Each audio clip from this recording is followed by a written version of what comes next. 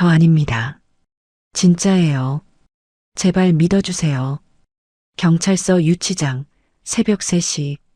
차가운 철창을 붙잡고 절규하는 여자. 한지우, 27세. 병원 청소부입니다. 그녀의 목소리는 절박했지만 아무도 귀 기울이지 않았어요. 증거는 명백했습니다. VIP 병동에서 분실된 3억 원짜리 다이아 반지가 그녀의 방에서 발견됐으니까요. CCTV에도 그녀가 그 병실을 청소하는 모습이 찍혀 있었죠. 하지만 지우는 억울했습니다. 고작 몇 시간 전만 해도 착한 일을 했을 뿐이었거든요. 주운 지갑을 경찰서에 갖다 줬을 뿐이었어요. 그런데 이제는 도둑 누명을 쓰고 차가운 바닥에 앉아 있었습니다. 그때였습니다. 파출소 문이 열리고 한 남자가 들어왔어요. 값비싼 코트를 입은 50대 중반의 남자였습니다. 지갑을 잃어버렸던 그 사람이었죠. 당직 경찰이 유치장을 가리켰습니다. 저기 있습니다. 지갑 가져온 사람이요. 남자가 철창 앞으로 다가왔어요. 그리고 지우의 얼굴을 보는 순간 온몸이 얼어붙었습니다. 손에 들었던 서류가 바닥에 떨어졌죠. 살아있었어? 20해 전 죽었다고 생각했던 사람. 세상 어디에도 없다고 믿었던 그 사람이 눈앞에 서 있었습니다. 과연 이들에게 무슨 일이 있었던 걸까요? 사연 시작 전 구독과 좋아요를 눌러주세요. 어디에서 듣고 계신지 댓글도 남겨주세요. 여러분이 계신 그곳에 따뜻한 행운이 가득하길 바랍니다. 평범해 보이는 사람들의 숨겨진 이야기를 매일 전해드립니다. 그럼 이야기를 시작하겠습니다. 배가 너무 고팠습니다. 한지우는 눈앞이 아찔했어요. 벌써 사흘째 굶고 있었거든요. 새벽 5시 대학병원 복도는 조용했습니다. 지우는 걸레를 들고 비틀거리며 걸었죠. 27세 청소부였어요. 지갑에 남은 돈은 2,340원. 밀린 월세 때문에 고시원에서 쫓겨나 찜질방 화장실에서 잤습니다. 뱃속에서 꼬르륵 소리가 났어요. 편의점 컵라면 냄새가 코를 찔렀지만 고개를 돌렸죠. 참아야 해. VIP 병동으로 향했습니다. 재벌들이 입원하는 특별한 곳이었어요. 1시간쯤 지났을까요?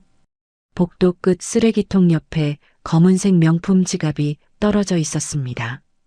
조심스럽게 열었죠. 순간 숨이 멎었어요. 5만 원권 지폐가 빼곡했습니다. 500만 원은 넘어 보였죠.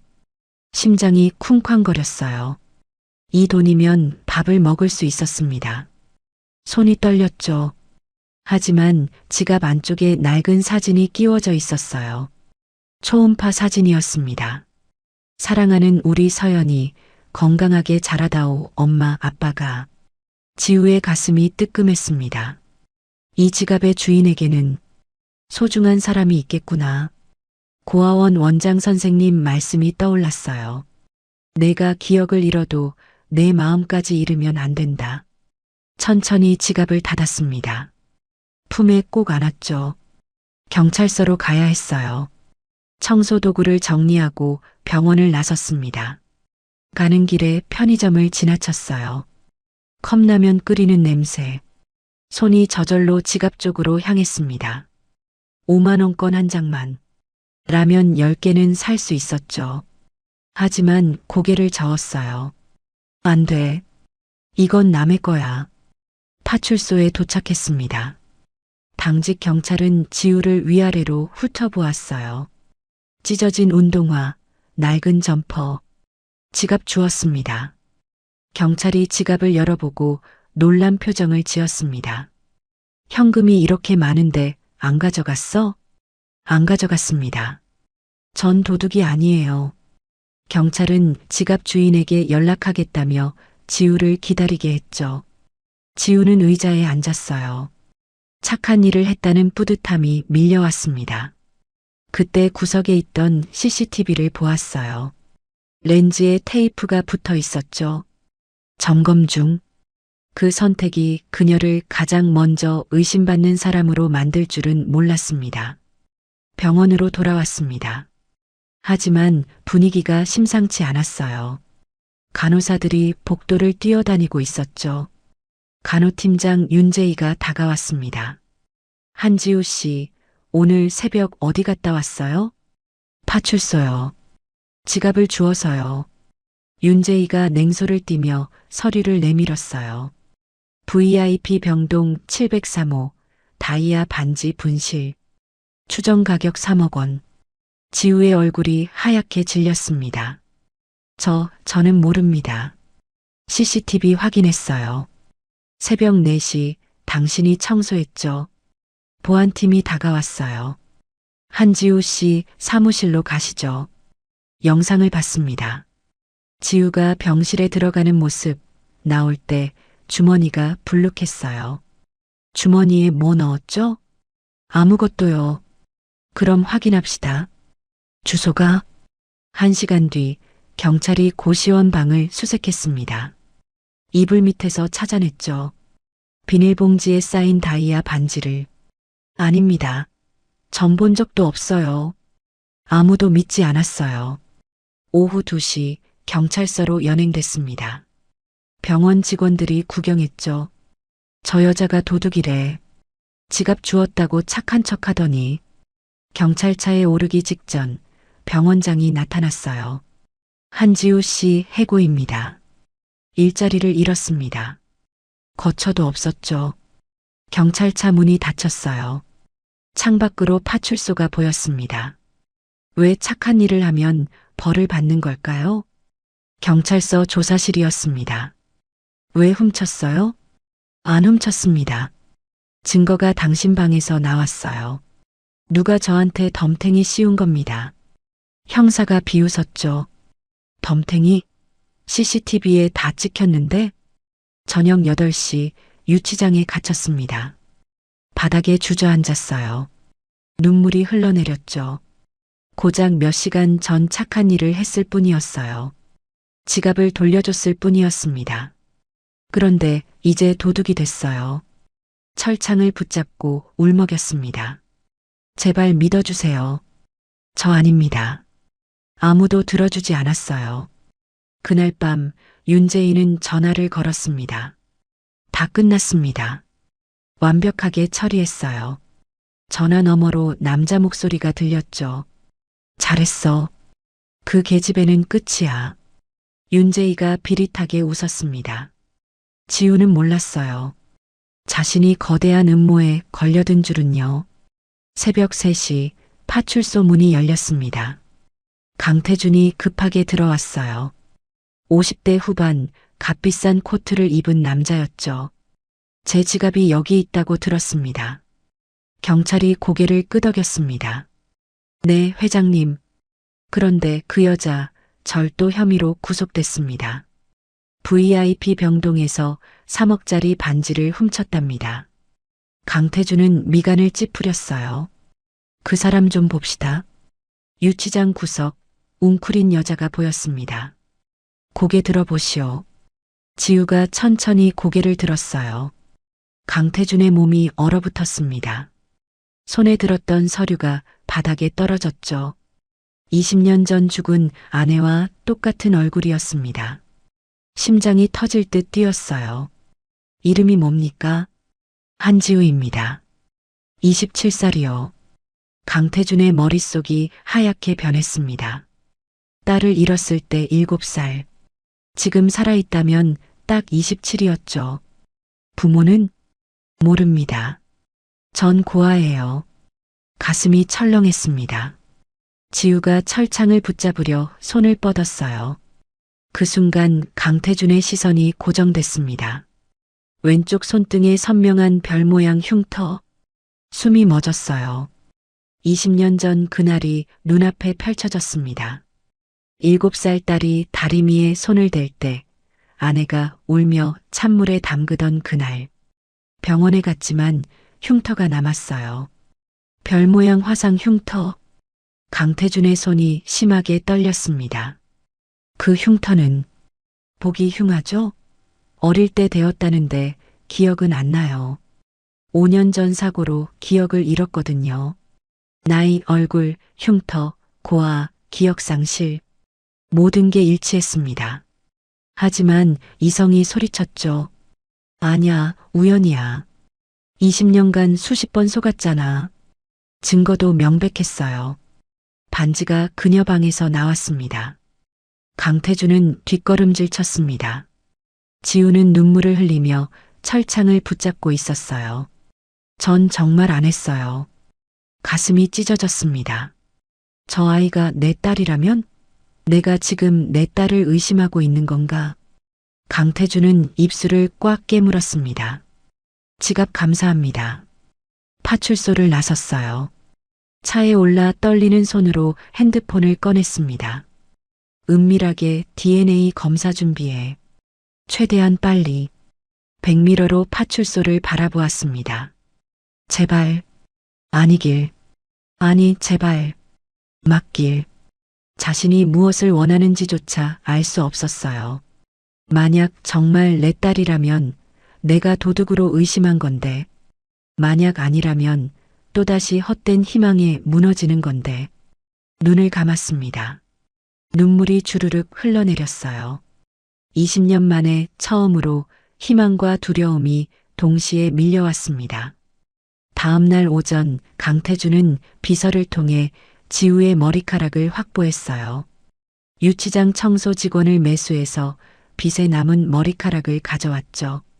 그리고 자신의 혈액 샘플과 함께 은밀하게 DNA 검사 의뢰를 넣었습니다. 결과가 나오기까지 이틀. 강태주는 그 이틀 동안 한숨도 자지 못했어요. 이틀 후 대학병원 VIP 병실이었습니다. 비서가 봉투를 들고 들어왔어요. 회장님, 결과 나왔습니다. 강태주는 봉투를 낚아챘습니다. 떨리는 손으로 뜯었어요. 하얀 종이, 검은 글씨, 마지막 줄만 보였습니다. 친자관계 성립 확률 99.99%. 봉투가 떨어졌어요. 강태주는 침대에 주저앉았습니다. 20년 만에 눈물이 터져 나왔죠. 서연아, 내 딸, 살아있었구나. 온몸이 떨렸어요. 하지만 현실이 덮쳤습니다. 내 딸이 지금 유치장에 갇혀 있다. 도둑 누명을 쓰고 주먹을 꽉 쥐었어요. 지금 당장 보석금 준비해. 비서가 황급히 나갔습니다. 강태주는 결과지를 다시 들여다보았어요. 99.99%. 내 딸이 맞아. 하지만 문제가 있었죠. 반지가 딸의 방에서 나왔습니다. CCTV도 명백했어요. 누가 내 딸한테 누명을 씌운 거야? 그리고 더 큰 의문이 있었습니다. 20년 전 교통사고. 아내는 그 자리에서 죽었어요. 딸의 시신은 못 찾았죠. 경찰은 불에 타서 사라졌다고 했습니다. 그런데 딸이 살아있었어요. 고아원에 버려진 채로. 누가? 왜? 강태준의 눈빛이 차갑게 변했습니다. 저녁 6시 경찰서였습니다. 강태준이 보석금 2천만 원을 냈어요. 유치장 문이 열렸습니다. 지우가 비틀거리며 나왔죠. 사흘 동안 제대로 먹지도 자지도 못한 얼굴이었어요. 회장님? 강태준은 지우를 똑바로 바라보았습니다. 내 딸이야. 내가 20년 동안 찾던 내 딸. 하지만 말할 수 없었어요. 아직 증거가 필요했죠. 당신 보석금 내줬소. 네. 왜요? 내 지갑 찾아준 은혜요. 그리고 당분간 내 집에서 지내시오. 일도 주겠소. 지우는 믿을 수 없다는 표정이었어요. 하지만 전 도둑 누명을 쓴 사람인데요. 난 당신이 안 했다고 믿소. 그리고 진실을 밝혀낼 거요. 강태주는 지우의 어깨에 손을 올렸습니다. 뼈만 남은 어깨였어요. 가슴이 미어졌죠. 지우는 눈물을 흘렸습니다. 감사합니다. 정말 감사합니다. 차에 올랐어요. 지우는 금세 잠들었습니다. 강태준은 백미러로 딸을 바라보았어요. 조금만 기다려라, 서연아. 아빠가 다 밝혀낼 거야. 그날 밤 강태준의 저택이었습니다. 집사가 지우를 별채로 안내했어요. 깨끗한 방, 따뜻한 침대. 지우는 침대에 쓰러지듯 누웠습니다. 일주일 만에 제대로 된 잠자리였죠. 2층 서재에서 강태준은 20년 전 사고 기록을 꺼냈어요. 사고 조사 보고서, 현장 사진, 경찰 진술서. 하나하나 다시 보기 시작했습니다. 그때 이상한 점을 발견했어요. 사고 당일 차에는 아내와 딸만 타고 있었죠. 운전은 아내가 했습니다. 하지만 목격자 진술이 이상했어요. 사고 직전 검은색 승용차 한 대가 뒤따라오는 걸 봤다. 강태준은 눈을 가늘게 떴습니다. 검은색 승용차? 당시에는 우연이라고 생각했어요. 하지만 지금 다시 보니 의심스러웠죠. 설마 사고가 아니었던 건가? 그리고 또 하나. 사고 이틀 후 처남 서민호가 급하게 해외로 출장을 갔었어요. 한 달 동안. 당시에는 슬퍼서 신경도 못 썼습니다. 하지만 지금 생각해보니 이상했죠. 누나가 죽었는데 장례식도 안 오고. 강태준은 서민호의 사진을 꺼내 들었습니다. 50대 중반, 대한제약 전무이사. 고인이 된 아내의 오빠였죠. 눈빛이 차갑게 빛났습니다. 설마 내가? 책상 위 전화기를 들었어요. 사설 탐정에게 전화를 걸었습니다. 서민호, 20년 전부터 지금까지 모든 행적 조사에 은밀하게. 강태준은 창밖을 바라보았습니다. 별채에 불이 켜져 있었어요. 딸이 자고 있는 방이었죠. 반드시 밝혀낼 거야. 누가 널 버렸는지. 일주일 후 강태준의 저택이었습니다. 지우는 별채에서 생활하고 있었어요. 정원 관리와 집안일을 도왔죠. 매일 아침 강태준에게 아침 식사를 가져다 드렸습니다. 그날도 똑같았어요. 지우는 쟁반을 들고 본체로 향했습니다. 따뜻한 차와 토스트가 담겨 있었죠. 식당에 도착했어요. 강태준은 신문을 보고 있었습니다. 회장님, 아침 식사 가져왔습니다. 고맙소. 지우가 쟁반을 내려놓으려는 순간이었어요. 부엌에서 윤재희가 나왔습니다. 그녀는 서민호가 심어놓은 사람이었죠. 며칠 전 가정부로 위장에 들어왔어요. 아, 제가 할게요. 윤재희가 쟁반을 빼앗듯 가져갔습니다. 그리고 차에 각설탕을 넣었죠. 하지만 그건 설탕이 아니었어요. 디기탈리스 분말이었습니다. 강태준은 신문에 집중하고 있었어요. 아무것도 눈치채지 못했죠. 차를 한 모금 마셨습니다. 지우는 쟁반을 정리하며 강태준을 바라보았어요. 그때였습니다. 강태준의 손이 가슴을 움켜쥐었어요. 회장님? 얼굴이 창백해지더니 식은땀이 흘러내렸습니다. 회장님, 괜찮으세요? 강태준이 의자에서 쓰러졌어요. 지우는 황급히 달려들었습니다. 맥박을 짚었어요. 불규칙했습니다. 동공이 확대되고 있었죠. 순간 지우의 머릿속에 무언가 번쩍였어요. 맥박 불규칙, 동공 확대, 창백한 안색, 식은땀. 이건 디기탈리스 중독. 지우 자신도 놀랐어요. 어떻게 알았는지 모르겠지만 확신했죠. 몸이 먼저 움직였습니다. 구급차 불러요. 빨리. 윤재희가 당황하며 전화를 걸었어요. 지우는 강태준을 바닥에 눕혔습니다. 기도를 확보하고 호흡을 확인했죠. 숨은 쉬고 있었어요. 하지만 맥박이 위험했습니다. 심폐소생술을 시작했어요. 하나, 둘, 셋. 정확한 리듬이었습니다. 마치 수백 번 해본 것처럼. 윤재희는 창백한 얼굴로 그 모습을 바라보았어요. 이게 어떻게 된 일이야? 죽어야 하는데. 지우는 멈추지 않았습니다. 그때 강태준의 눈이 떠졌어요. 허헉허헉 숨을 몰아쉬었죠. 회장님, 정신 차리세요. 강태준은 지우를 바라보았습니다. 눈물이 고여있는 지우의 얼굴이 보였어요. 구급차가 도착했습니다. 응급요원들이 강태준을 들것에 실었죠.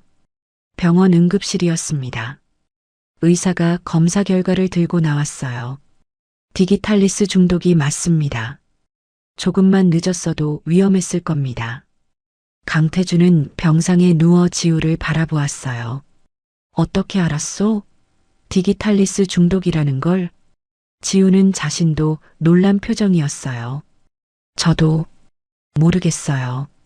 그냥 몸이 알아서. 강태준이 물었습니다. 당신 심폐소생술은 어디서 배웠소? 지우는 고개를 숙였어요. 사실은 전 5년 전까지 의대생이었어요. 의대생? 네. 3학년까지 다녔습니다. 그런데 사고로 기억을 잃고 학교도 그만뒀어요. 강태준의 가슴이 뭉클했습니다. 딸 서연이가 어려서부터 의사가 되고 싶어 했었죠. 우리 딸이 맞아. 그때 경찰이 들어왔어요. 회장님, 차에서 디기탈리스 성분이 검출됐습니다. 누군가 일부러 넣은 겁니다. 강태준의 눈빛이 차갑게 변했습니다. 오늘 아침 차를 누가 탔소? 지우가 대답했어요. 제가 가져갔는데 윤재희 씨가 설탕을 넣었어요. 경찰이 윤재희를 찾았지만 이미 사라진 뒤였습니다. 강태준은 주먹을 꽉 쥐었어요. 서민호, 내 짓이구나. 그리고 지우를 바라보았습니다. 내 딸이 날 살렸어. 두 번째로, 첫 번째는 20년 전 태어나줬을 때였고, 두 번째는 오늘이었죠. 사흘 후 강태준은 퇴원했습니다. 저택으로 돌아왔어요. 지우가 현관에서 기다리고 있었죠. 회장님, 괜찮으세요? 덕분에 살았소. 강태준은 지우를 바라보았습니다. 마음속으로 말했죠. 고맙다, 서연아. 오후였어요. 강태준은 서재에서 일하고 있었습니다. 지우는 정원을 정리하고 있었죠.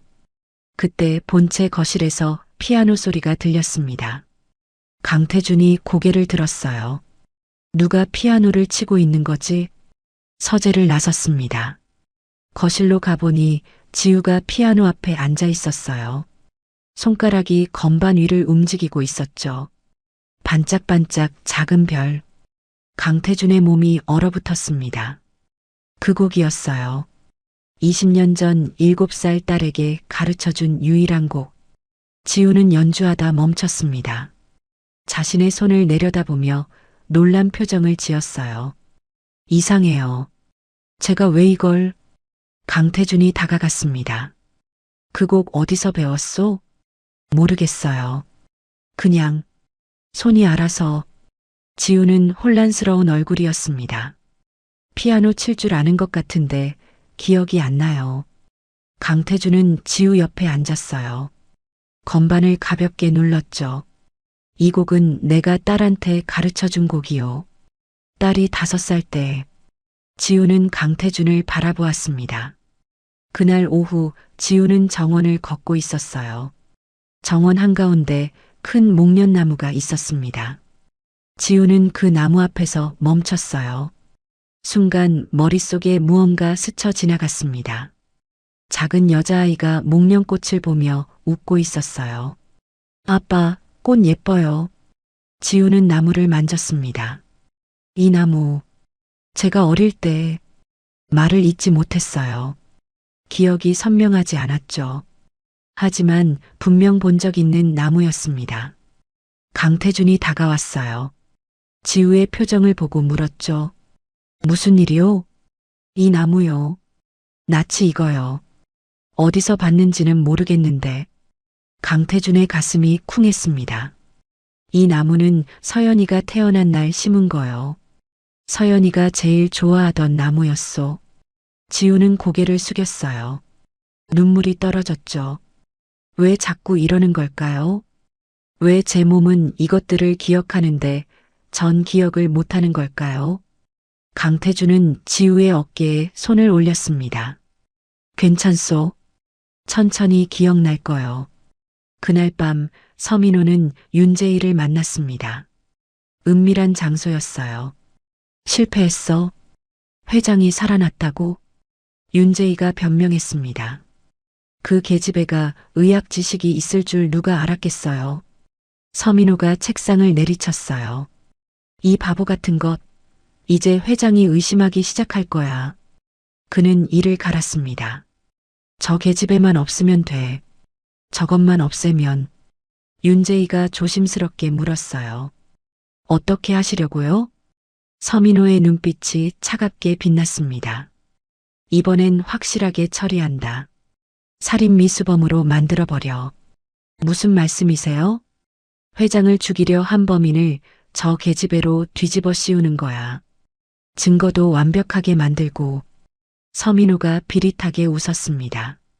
그럼 저 계집애는 진짜 살인 미수범이 되는 거지. 윤재희도 고개를 끄덕였어요. 이번엔 실패하지 않을게요. 다음 날 아침이었습니다. 지우는 강태준에게 아침 식사를 가져갔어요. 회장님, 식사 가져왔습니다. 하지만 강태준은 조심스럽게 물었습니다. 누가 만들었소? 집사님이요. 제가 옆에서 지켜봤습니다.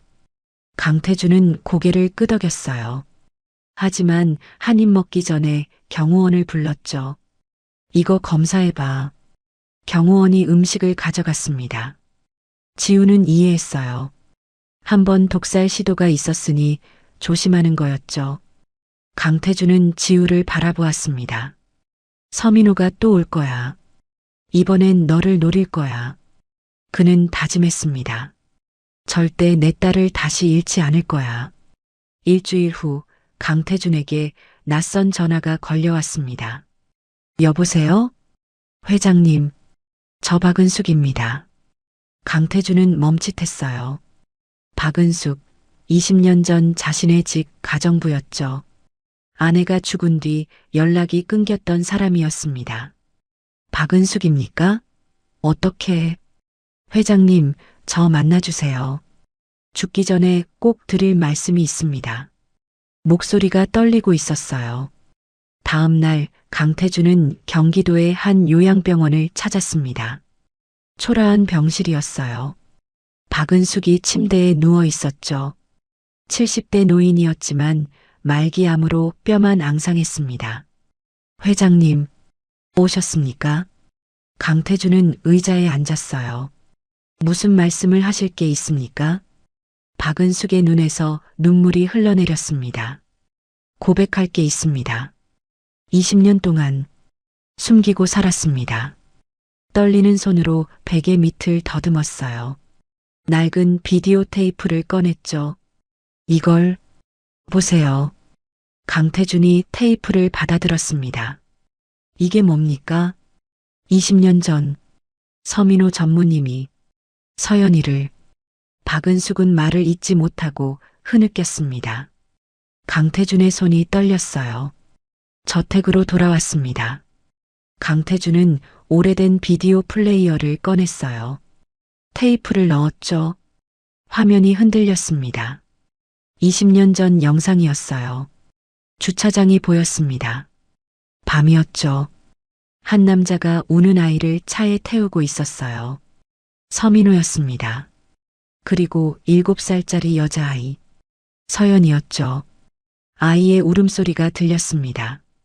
아저씨, 엄마 어디 있어요? 엄마한테 가고 싶어요. 서민호의 목소리가 들렸어요. 조용히 해. 엄마는 이제 없어. 아이가 더 크게 울었습니다. 서민호가 중얼거렸죠. 이 계집애만 없으면 회사는 내 거야. 매형은 애 찾느라 정신없을 테고. 차가 출발했습니다. 영상이 끊겼어요. 강태준은 주먹으로 책상을 내리쳤습니다. 서민호, 내 짓이었구나. 온몸이 분노로 떨렸어요. 경찰을 불렀습니다. 비디오 테이프를 제출했죠. 경찰이 수사를 시작했어요. 이틀 후 박은숙의 추가 진술이 나왔습니다. 서민호 전무가 당시 회사 돈 20억을 횡령했습니다. 회장님이 알아내기 직전이었죠. 그래서 조카를 유괴한 겁니까? 네. 회장님의 정신을 흐트러뜨리려고, 그리고 저한테 협박했습니다. 손자 목숨으로. 경찰이 윤재이도 체포했습니다. 신문실에서 윤재이가 자백했어요. 반지는 제가 훔쳤어요. 서민호 전무 지시로. 한지우 씨 방에 숨긴 것도 저고요. 모든 진실이 밝혀졌습니다. 저녁 강태준은 지우를 불렀습니다. 거실로 내려온 지우를 보며 말했죠. 앉으시오. 지우가 조심스럽게 앉았어요. 강태준은 DNA 검사 결과지를 꺼냈습니다.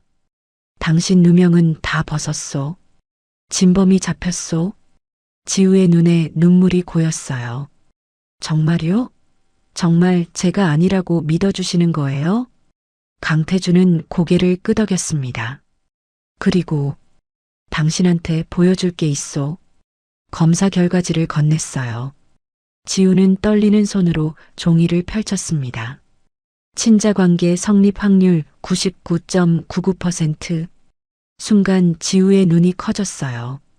이게 무슨... 강태준이 말했습니다. 당신은 내 딸이요. 20년 전 잃어버린 내 딸 강서연. 지우는 믿을 수 없다는 표정이었어요. 저는 한지우인데요. 강태준의 눈에서 눈물이 흘러내렸습니다. 서연아, 20년 동안 찾았다. 미안하다. 아빠가 너를 지키지 못해서. 다음 날 아침 경찰이 서민호를 체포했습니다. 대한제약 본사 앞이었어요. 출근하던 서민호가 수갑을 찾죠. 뭐 하는 짓이야? 난 전무야. 서민호 씨, 20년 전 유괴 및 횡령 혐의로 긴급 체포합니다. 말도 안 돼. 증거가 어디 있어?